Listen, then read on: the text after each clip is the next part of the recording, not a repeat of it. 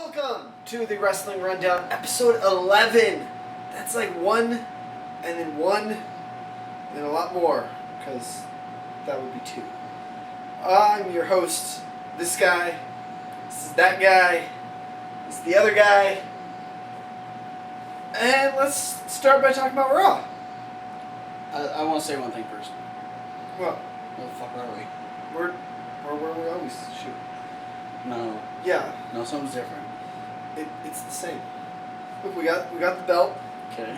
We got the DVD. We got the figures. No, I figured it out. What? That magazine's wrong. Oh yeah, we just added that. That's new. Okay. Yeah, we got all the posters. Okay. Ultimate Warrior, Wyatt Family, the Usos, CM Punk. No. Okay, yeah. Yeah. All right. See? You okay, Kevin? An adult. But yes, it is episode 11 of the Wrestling Rundown. Like, we made a big deal about episode 10. This is one more episode. Well, just like we're in double digits. It's gonna Holy crap. Oh, good lord. What? Oh, I was just trying to make a big deal about episode 11. Why'd you Raw have to- had stuff. Why'd you have to hit me for that? That's- Oh, yeah. We're officially in more episodes than we have fingers. Well, But, like, we each individually. true. All of us, we all start using you know toes. of. Yeah. Is there something you're not telling us, Kevin? There's a lot of things Kevin doesn't tell us. Yeah. Like why I wear bandanas on the show now. That's the Yeah, thing. it's- Check out the new shirt. The Panda Express. Kevin Steen, Johnny Gargano, and the Panda. With red eyes. Devil Panda. Don't. You can get the shirt on ProWrestlingTees.com. That's my new That's my new metal band name. Devil Panda. Devil Panda. I can believe that's an actual band. So could I. But yeah, let's move It on is an actual to band. to the Raw review. We opened up with what I thought was an interesting new kind of segment because they're Oh yeah, we had the Raw Hall of Fame forum where we had Shawn Michaels, we had Ric Flair, and we had Hulk Hogan talking about the chances of John Cena beating Brock Lesnar at Night of Champions. Right. I would have thought it was way more interesting if it wasn't something they do like at the beginning of every single pay-per-view. Well, they don't usually have all Hall of Famers because there's usually sandbag on that one. Yeah. Yeah, it does. To me, it just doesn't matter though, because it's three guys who are wrestlers or were wrestlers, and they're going to talk about the current going on of the main storyline. Right. I just felt like I was watching the pre-show. Well, I mean, they brought Hogan in, so they replaced Sandbag with Sandskin. Yeah. The Orange Goblin. Sandbag with Floppy Man. But yeah, so the only one that thought Cena had any chance at Night of Champions was Hogan. Brother, Yeah. you don't even know what you're talking about. Well, he's looking at this like, would I have a chance? Bet I'd have a chance. Cena has a chance. Is it? You think that's his thing? Like the only reason he's like, yeah, Cena could do this is to like make himself seem like, Yeah. I could have a He's match against Brock living Lesnar. vicariously through Cena. Because we all know Cena is the modern day Hogan. It's true. 12 years ago, Brock Lesnar beat you, Hogan. Granted, you might have a better chance this year. Why? He's older, and But Brock Lesnar- Lesnar sucks. he is, but he's meaner now. Yeah. Yeah, he's just gonna punch Hogan in the hip until he breaks, It's a brand new. which will only take 2 punches. Yeah, that's true. Also, Hogan sucks. They're Who sucks worse? Fantasy Warfare. Hulk Hogan or Brock Lesnar? Brother. That's a vote for Hogan. So we had all three of them arguing, and then we had John Cena come out and give his rebuttal, which I was pissed that he wasn't selling the beatdown at all. Yeah. Walking around like nothing happened, even though they're touting it's the worst beatdown that's ever happened to John Cena. It was the one-sided championship bullshit. He came out walking like nothing. I've seen him go into matches and be limping and like selling something for weeks. right. He didn't sell shit. Yeah. The closest thing to selling was he wasn't on Raw the night after SummerSlam. Yeah.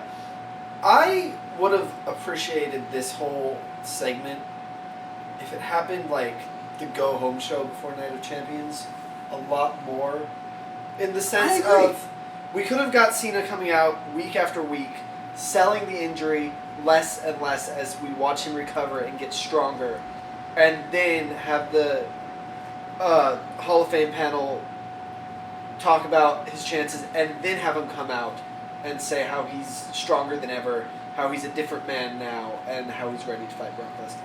If we had saw that progression, I think it would mean more. Yeah, I mean, we're supposed to believe that he's, like, completely destroyed, but he comes out acting like the only thing he is mad. Yeah, we've seen Mad Cena. Yeah, Hey, Cena, you mad, bro? Yeah, he's extremely mad. Right. But yeah, I mean, I liked Cena's rebuttal though. He would, he brought another A promo, letting everyone know that yeah, I got my ass kicked at SummerSlam, but I'm gonna make sure that doesn't happen while at Night of Champions, blah blah blah. So it added for a good Cena promo. Yeah.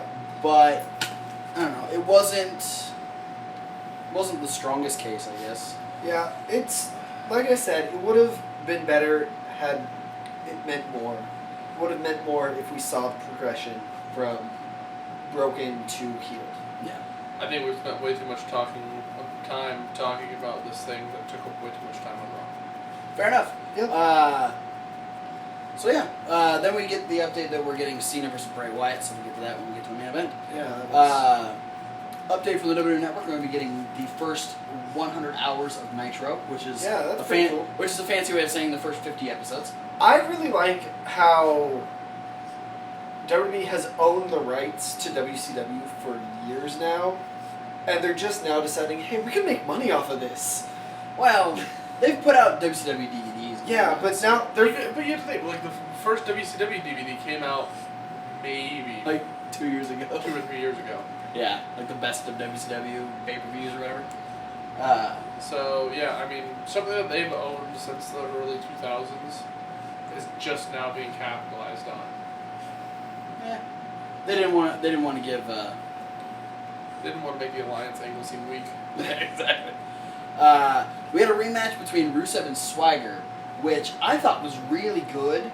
Yeah. I don't think it was necessary.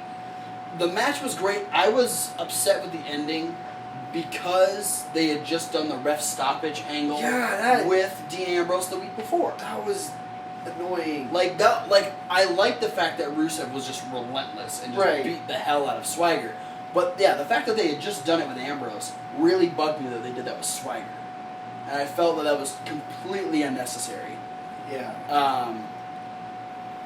But the match was solid. I mean, for an opening match on Raw. We'd go to a commercial, we come back and Swagger's in the training room, doctor's checking on him, and we get the progression with Bo Dallas. Yes. Reminds him that he lost again, he let his country down, and all he has to do is Bo leave, and he needs to think about that. So, what does that mean for the Swagger Dallas storyline? I do like the way they're going with this. Yeah, I'm excited. It is getting interesting, and for someone who wasn't a big fan of Dallas when he first came in, I'm excited to see where they go with Dallas. You're a believer now. No, I'm not a believer. I'm starting to see him as a player and not just a guy that's there. Yeah, I don't know. It seems to me like for the past few weeks you haven't liked Bo Dallas because you haven't wanted to like Bo Dallas. But now you're starting to begrudgingly come around. Not the whole time, just like the past few weeks. Ever since he did the promo with Fandango. Yeah, that was the first time. Ever since then, you've been like, I still don't like him, but I kind of like him. He's starting to catch my attention with certain things. He's not... when he first came in, he was just so... like, there wasn't anything that I was excited about as far as Bo Dallas. I was excited that he gave fans cookies on NXT. That was on NXT. That wasn't on Raw and SmackDown and stuff. He was great on NXT. I haven't enjoyed his work on Raw or SmackDown until as of recent. So, okay, he's working. But Bo Dallas, we like him. Yeah, I'm interested. I'm a believer. You've always been a believer. Guilty. Up next, we had a number one contenders match for the U.S. Championship. Sheamus was at a commentary. RVD versus Cesaro. Cesaro. It was Good really. match. I mean, for two guys that could put on a clinic match, it was a good match. Right. It didn't quite measure up to most Cesaro matches. Yeah, or most RVD matches. Or most RVD matches. I think what bugged me the most was the ending was super boring. Yeah. Because I didn't understand why RVD would try to reach over the ropes to try and pick Cesaro up. And then Cesaro hung him up. Yeah. And as he fed around, and then he hit the neutralizer, and that was it. Yep. Like, I feel like these two could have come up with a much clever ending. And this goes into what I've been saying about Raw, that I thought it was kind of boring. It's all this kind of stuff that happened. Yeah. Yeah, and I feel the point you made with Van Dam trying to reach over the ropes was kind of a funky thing for Van Dam he's to do. short. Why would he do that? But then again, I think it helps because, like, it wasn't a clever ending by any means, but Cesaro, the neutralizer, has kind of been going by the wayside. Yeah. Because Cesaro hasn't been being put over he in any matches. hasn't been winning often. So I think what we're doing here is we're trying to bring the neutralizer back into the, here's this finishing move that dominates people. I think the only thing I would have done different is have him reach through like the second rope and hit him with a European uppercut. Yeah. Knock him Or into something. the ring, get in, hit the neutralizer. That would have been... Yeah. I thought it fine. was really weird that short RVD was trying to reach over the top rope. I'm fine with the neutralizer ending it. I mean, I don't like the Yeah, move. no, I'm fine with the move. I just felt like the ending was really... I have some issues with the move, but that's just because I think it looks funny. That's my personal take on the move. I don't like the way it looks, but I mean, it's a believable finisher. Yeah. So I'm fine with it ending the match. Fair enough. Moving on. I believe this was Paige versus Natalia 3. Yes. Yeah. Okay. Great match. Very very solid. We got a finish. Paige defeated Natalia.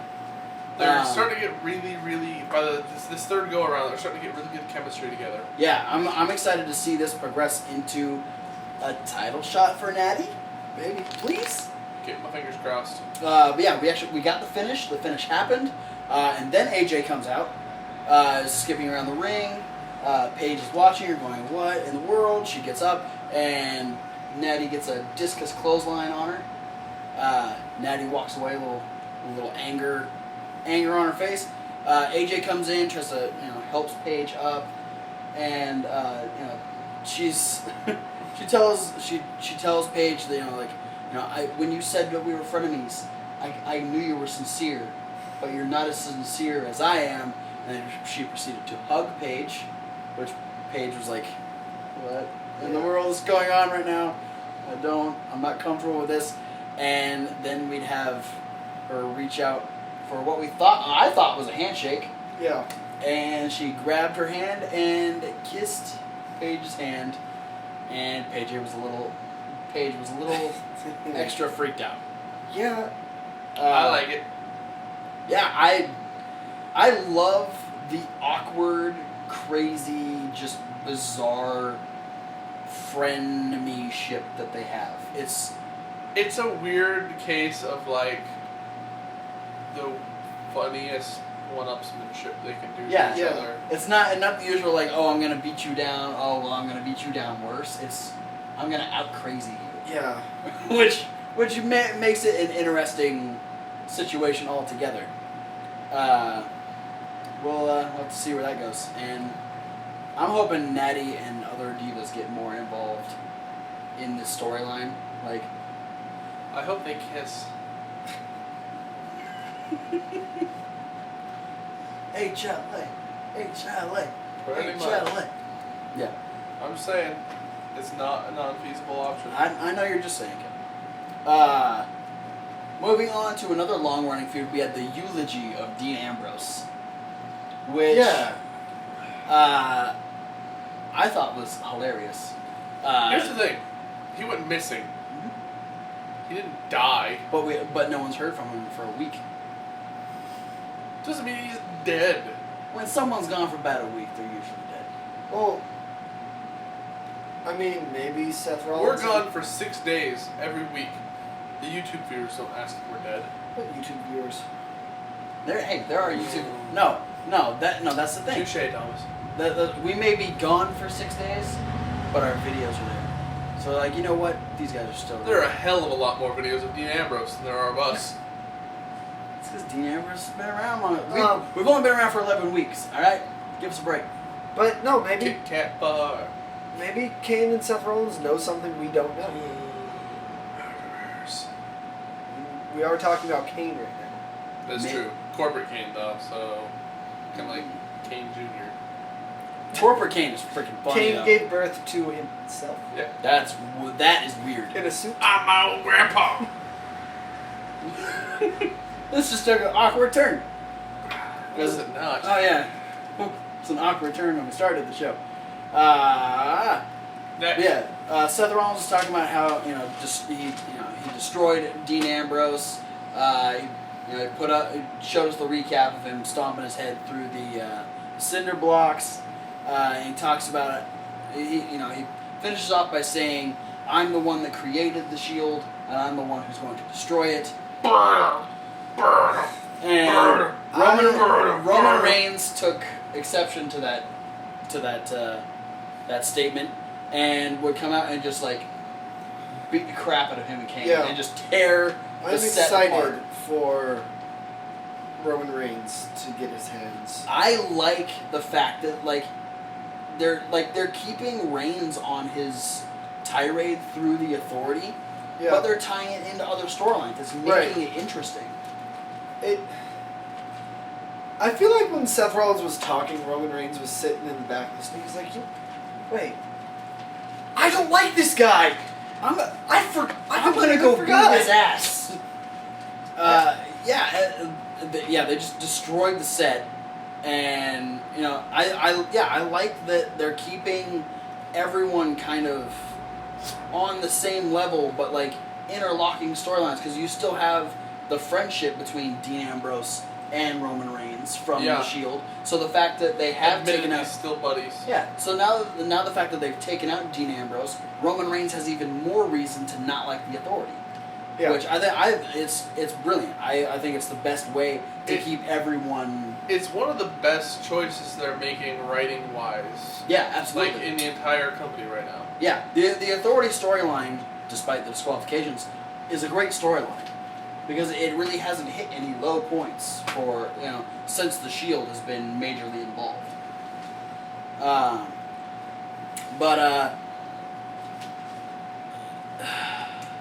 Next we had an interesting tag match.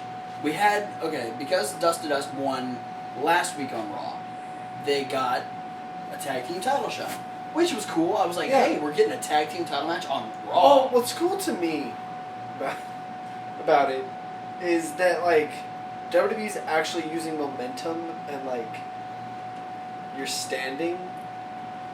Yeah. In this case, like they don't do that a lot anymore. They don't give title shots based on who's hot, who's on a winning streak. They give title shots based on, well, now we want this guy to have the title. Yeah, and I think this was them making right back, so to be douchebags with beanies.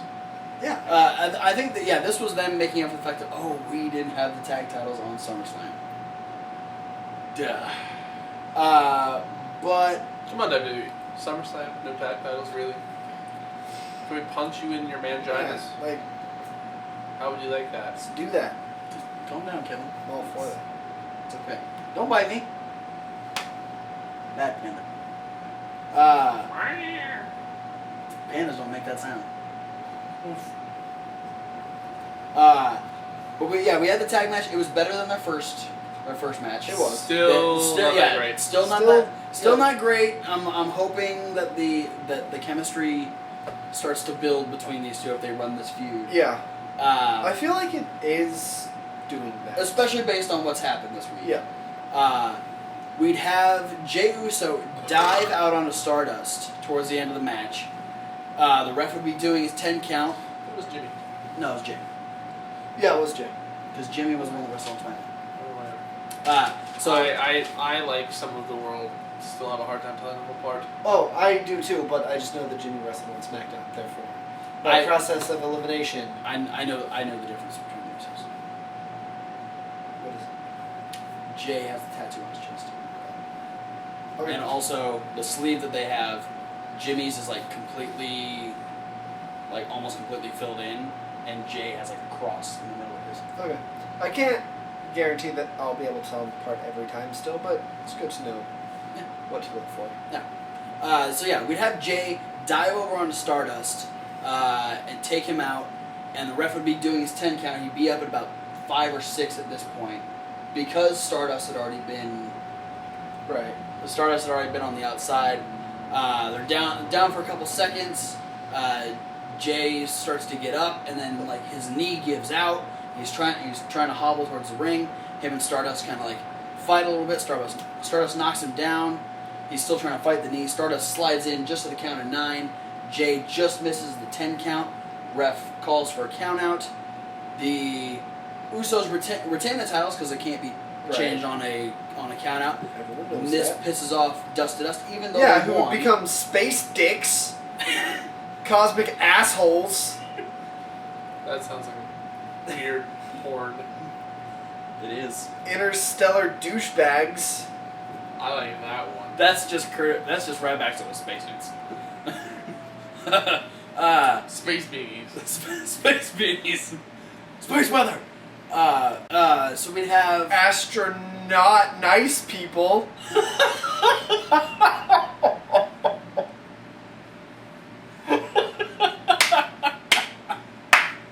Oh, that was a good one, Thomas. Thank you. Thank you for that. Okay. Now let's get to why you're calling Dust to Dust all these names, which they're now Golden Stardust. I find that boring. They attacked the Usos after the match. Yeah. Spoiler alert. Sticks. Sorry, I couldn't hold it in anymore. Goldust wanted a rematch, and they couldn't because Jay was hurt, and so they beat the shit out of the Usos. Yeah. Space dicks. No. I do like astronaut so nice people. That needs to be your hashtag when we're tweeting during Raw this week. Okay.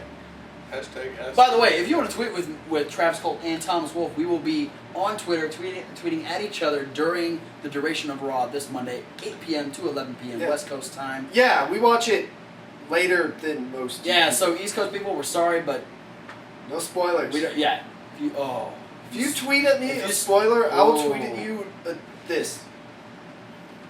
At Thomas Wolfe FTW, yes. at Travis Colt WR. At the Man of Sauce. At the Man of Sauce.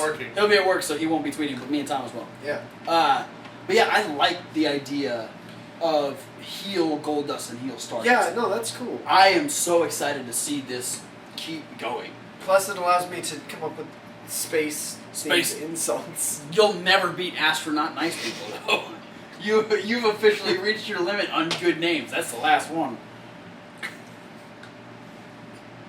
I thought you were good with space dicks, but nope, came up with a better one. Speaking of angry people, we had Kane and Seth Rollins in the back, talking about how they're pissed off that Roman Reigns attacked them, and Kane decides, no, you see, we're gonna do exactly what we did. Shitheads. We're talking about the Authority now. I just wanted to get. It came to me. I had to. Anyway, Kane did a thing. Planetary pee-pee lickers. Kane did a thing. What did Kane do? Kane Did a handicap match. Kane told Rollins that they were going to do exactly what they did to Dean Ambrose last week, and they were going to get rid of Roman Reigns. So we would make a handicap match between Rollins and Kane versus Reigns. And here I palm faced when this happened. All right. So it was like, wait a minute. Roman Reigns, we can't beat him one-on-one, so we're going to put him in a handicap match. That's nothing like what we did on Raw with Ryback and Roman Reigns. Yeah. No, but are you really saying that Ryback was on the same level as Seth Rollins and Kane? One guy came from NXT, the other one's big and bald. I'm saying that they That's said fair that. Enough. I'm saying they did it. They're saying that they're going to do exactly what they did to Dean Ambrose. and so they made it a handicap match. Yeah, they didn't say they were It's going not. It's not anything like what they did to Dean Ambrose. Well, they did. Well, they did say that they were going to end him like they did. Yeah, Ambrose. but they're ending him in a different way. That's They're what ending him in a way that lets him win. they're trying to end him. Try and figure that one out. We had a video package where Brock Lesnar and Paul Heyman commented on the match at yeah. SummerSlam, and they commented the fact that already John Cena wants his Sounded rematch like at Night of Champions. Idiot. It's Brock Lesnar. I know. But he's like, I came here with one goal: to break the streak and win the belt. I came with one goal in mind. That was to conquer the WWE Universe and then win the WWE World Heavyweight Championship. That's 2 goals, bro. Well, he also said it like, I came in with one goal in mind, and then went on in the same sentence to be like, the only thing on my mind. Like, he said it. He's got a small mind. He said it roundabout like that. Well, he did a full rotation, and he was like, "Oh, I'm back to that thing on my mind." It's just the same thing over and over again. Brock Lesnar sound like an idiot. Yeah, it's What's new? in my mind. I Tell came me. back to this company with one goal in mind. That's a direct quote. Thank you, Thomas. Oh, Brock. and the best was his mispronunciation when he said, "I was inflicting the right amount of pain that I wanted to flick on John Cena." Brock, don't flick John Cena, bro. That's weird. I'm gonna be the champion. I'm the next champion. I flicked him 16 You times. can't see me. You can't see me. You can't. I just received word that Brock Lesnar flicked John Cena 16 times in that match. They were German flicks. German suplex. So it's kind of like German souffle. Yeah, that's what they were. They were actually souffles, not suplexes. So John Cena was actually in a food coma. He was just fat. He was just really tired. That's why he was gone on Raw. He spent the whole day exercising. Yeah, he had to be back in shape. Oh man. Then we find out that we're gonna get Dolph Ziggler versus The Miz again, and I just went, Yeah, that was... ugh. You did this twice last week. We don't need to see another match. And then they flipped it. 'Cause Yeah. they had Miz come out and they go, and Miz says, there's a lot of things you get in Hollywood, and he's talking about all the publicity and all this stuff, and he goes, but And the fancy water. yeah, there's the Bitches. bitches and hoes, Boats and hoes. boats and hoes, boats, bitches and hoes. Pitches and bows. And you ride the train. I don't think he said all that. No, I All the way didn't. to his boat. The boat train. It's a train of boats. Last week is when I finally learned the differences between trains and boats. But Miz would say that the one great thing you get in Hollywood is stunt doubles, and so he wants to introduce everyone to his stunt double, Damien Mizdow. Yeah. I Damien love this. Damien This is Sandow my comes favorite. out and does. This is my new favorite thing. This was the this might have been the highlight of Raw. It was. It probably was. Oh, it was. They came out and they did the simultaneous entrance. Yeah, they're like pointing at each other and pointing at the crowd. And it was the best. Damien Sandow, the fact that he did like the Vince McMahon Dow, and now he's Damien Why is- Sandhart. yeah, he does the greatest impressions. Whatever they called his Shawn Michaels. Can you imagine if him and Big Show did a tag team? We know Big Show likes to do impressions. They should do impressions of each other. I think the universe might implode if they do that. You killed Kevin. Dolph Ziggler won a match on Raw. Hooray! Yeah, Dolph Ziggler would beat Damien Mizdow, who was in full gear. Yeah. He was wearing. He was wearing Mrs. Old Sweaty Tights. Yep. Yeah, Probably. it's the ones he wore at SummerSlam. Yeah. Literally like a week later. He wore them on SummerSlam and Raw, didn't wash them, and gave them to Damien Sandow. Yeah, David Sandow. It's herpes. Does that mean Maurice has herpes? Get yourself checked, woman. Herpes don't go away, bro. You keep coming back. It's a gift that keeps on giving. That it is. We get a win for Dolph Ziggler. Mrs. Moneymaker was still being tagged, and Damien Sandow loses again. Yeah, and then Miz is like, oh. Then Damien Mizdow lost, so the Miz said he was fired, and I died a little inside. I liked that the Miz was clapping for Dolph Ziggler. At the end. Yeah, that was. He was like, great match, good job, guys. You won. They kept doing this. The Moneymaker pose. The Moneymaker signal. Okay. It wasn't Kofi versus Bo after that. That's my next. No. Or didn't Nope. Okay. There was 3 more things that happened. 3 more things. You are off, Thomas Wolf. I didn't take a lot of notes. No. We'll go through this one very quickly because I know you guys don't give a shit. I thought the Bella segment on Raw was great. I thought she said the thing I said. She did say that. That's one of our 28 views. Was Nikki Bella?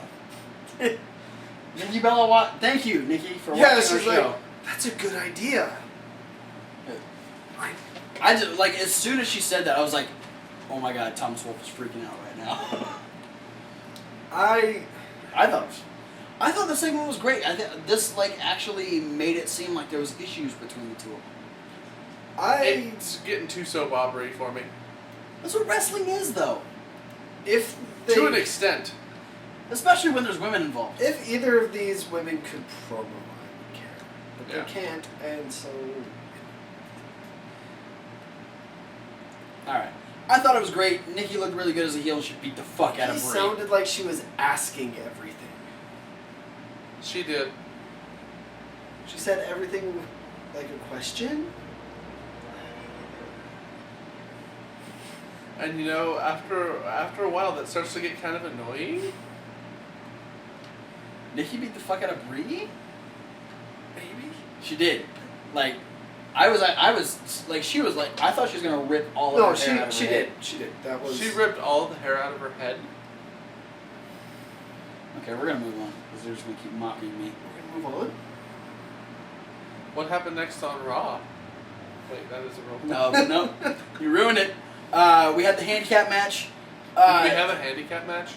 Roman Reigns won by disqualification. Yeah. Why? Why must you do this to us every time? But it was all because Seth attacked him with a briefcase. Yeah. Reigns would end up looking strong because he fought them both off. But I was just like, oh, why? Yeah. When it came down to it at the end, for me, this one didn't bug me so much because the match it was in the moment of finalization for the match. It didn't happen mid-match, out of surprise, here's the disqualification. It was like Roman hits his finisher on Kane, so the match is over, whether it's pinfall or disqualification. And it does make sense in this way of they weren't wrestling Roman Reigns to beat him, they wanted to injure him. It was true. Which is what they tried to do after the disqualification. Right. And they almost killed Jerry the King Lawler instead. Yeah. You'd find out they had the cinder blocks set up, ready for the curb stomp again. But Roman would end up getting the advantage when actually take one of the cinder blocks over and was going to chuck it at Seth Rollins' face. Who was backed up against a ring post. Seth Rollins moved, cinder block hit the post. Things went everywhere, and I heard Michael go, "Oh my God, are you okay, King?" And King didn't say anything. I was like, "Oh fuck!" King got knocked the hell out on Raw, and then he's terrified of cinder blocks. He lifts up heart attack. That chunk. Yeah. That roll was huge. It was. I was like, "Oh my God!" Jerry Lawler almost died again on Raw. If you're gonna do this again, don't use real fucking cinder blocks. But if they don't use real cinder blocks, there's gonna be a bunch more people. Use cinder blocks that look real, but don't actually break them. Made of spaghetti? What he said, I mean. They can just have them there and not actually break them. Just make it scary that they almost get. I think what he should have done is he should have tossed it and had it bounce into the ring. They could have swept out the ring. Yeah. Rather than almost killing Jerry Lawler again. But as much as I say that, I thought that was fucking awesome. Yeah, I thought it was a great segment. It really shows that Roman Reigns is at the fuck you moment with the authority. Yeah. And he's not taking shit. I'm excited More for names. He's just kicking ass. Yeah, it's all up on it goes right by. He's kicking ass because he's all out of cinder blocks. That is. Well, no, there was a lot of them. Came here to kick ass and eat cinder blocks. I'm all out of cinder blocks. That's George the Animal Steel's catchphrase. And turnbuckles. Came here to kick ass and eat turnbuckles. I'm all out of turnbuckles.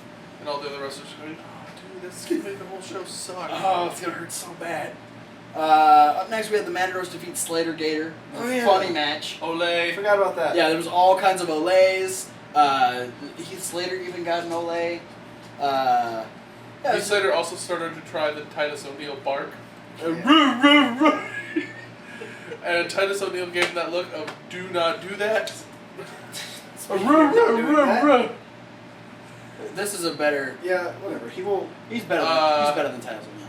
Yeah. Can we replace Titus O'Neil with my dog? Slater and Cupid. Okay.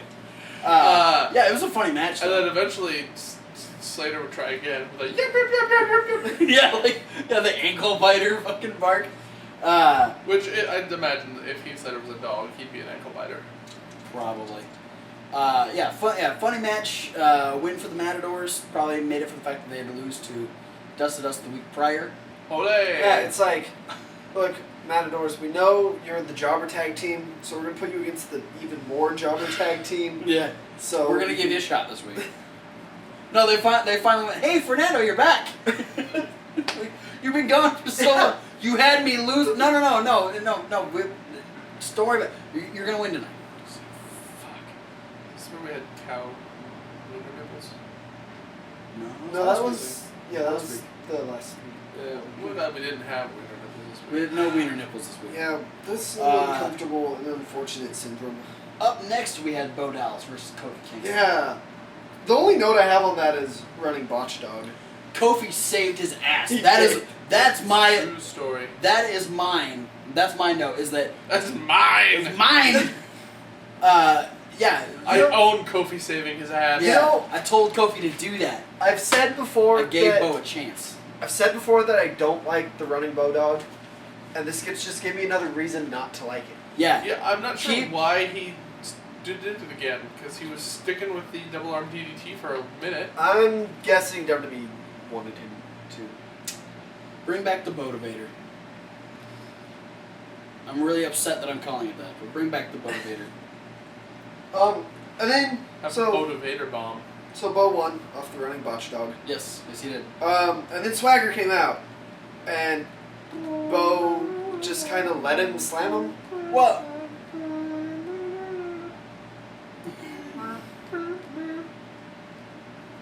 It didn't look like a very believable slam to me, because it pretty much was Jack just comes out, picks him up, holds him there for a second, and then slams him.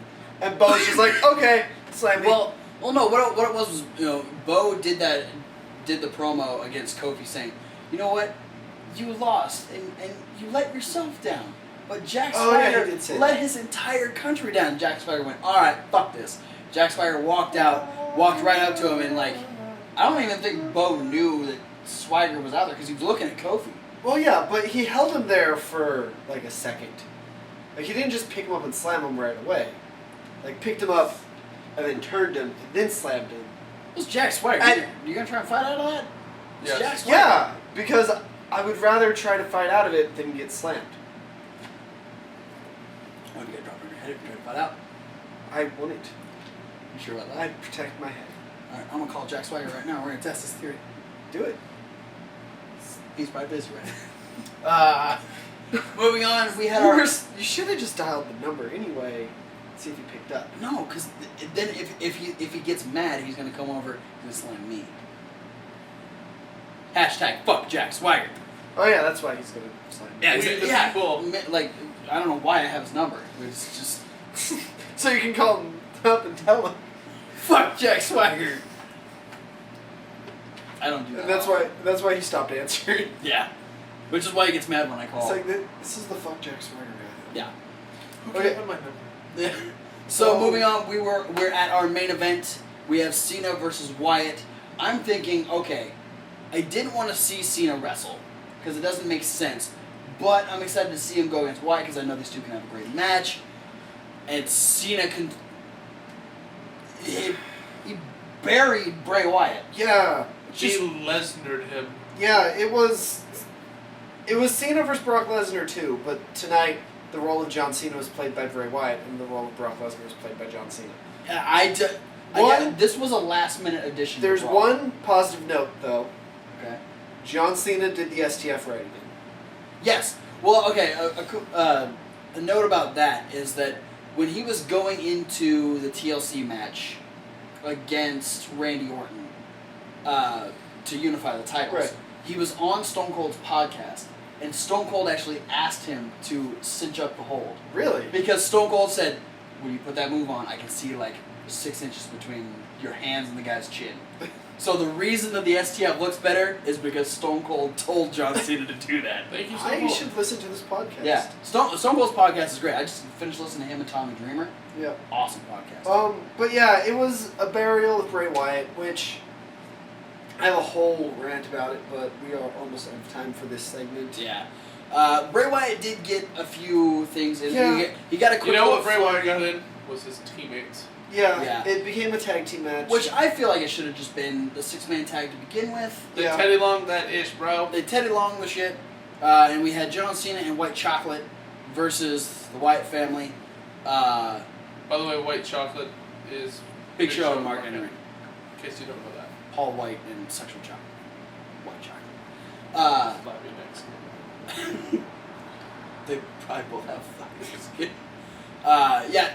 I mean, it was a solid 6-man tag match, but again, it was just burial of the Wyatt family, unfortunately. I don't think this was necessary at all. Wasn't. And I don't think Cena should have been wrestling. Shouldn't. And it's kind of a... Yeah, I have a lot of And feelings. you said Raw was your favorite or show of the week. Yeah. Matches were longer. But they were also this. Yeah. But that's it for our Raw review this week. Yeah, it was... I don't know. This week was an interesting week in WWE. Except for Raw. If by interesting you mean boring. No. So we got a few extra things coming this week. We've got the midweek wrap up like we usually do. We got the SmackDown rundown. Also some This week will be Streak Week. If you want to click The Undertaker, you can go on to see who Thomas Wolfe thinks should have ended the streak. That's midweek. That'll be Raw. Yeah, Raw review will be this is our Eugene. Raw. Midweek will be Andre. Moving on next, if you want to click CM Punk, we'll be going to Kevin Hawk's Indie Question of the Week. He also has a little extra indie news this week. There's words on the annotations. Whichever one you want to go to, click next on that one. But to go to the next segment in this particular week's episodes, click next on to Kevin Hawk's Indie Question of the Week, and we'll see you there.